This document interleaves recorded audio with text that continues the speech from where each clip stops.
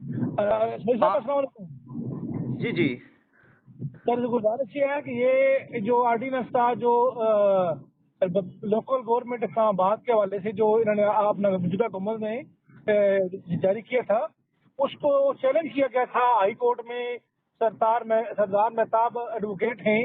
بذریعہ قاضی عادل ایڈوکیٹ کے، اس کو جو ہے نا وہ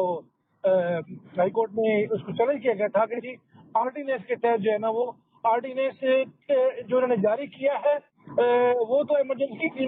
کی صورت میں جاری ہوتا ہے، کوئی جنگی صورتحال ہو ملک کے اندر، تو ایسی تو کوئی صورتحال نہیں تھی کہ آرڈیننس کے تحت جو نا جاری کر کے الیکشن کروائے جا رہے ہیں۔ تو اس کو چیلنج کیا گیا تھا، تو آج جسٹس مصعب اختر شریف صاحب اس میں جج تھے، انہوں نے سماعت کی اور اس میں قاضی عادل صاحب جو ہے وہ پٹیشن کی طرف سے پیش ہوئے، اور اسی طریقے سے آج کی جو سماعت کا جو حوال تھا وہ یہ تھا کہ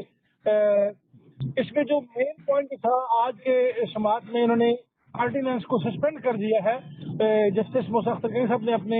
ریمارکس میں کہا جی کہ اس کو ہم سسپینڈ کرتے ہیں، اور الیکشن کمیشن آف پاکستان جو ہے وہ جو بھی پروسیس الیکشن کا اس کو روک دے، اور جو فیڈرل گورنمنٹ ہے وہ اس آرڈیننس کو بل کی صورت میں اسمبلی میں پیش کرے، اور اسمبلی میں یہ بل پاس کر کے اس کو ایکٹ بنایا جائے۔ یہ آج کی سماعت تھا، آج کی جو سماعت تھی اس کا یہ حوال تھا۔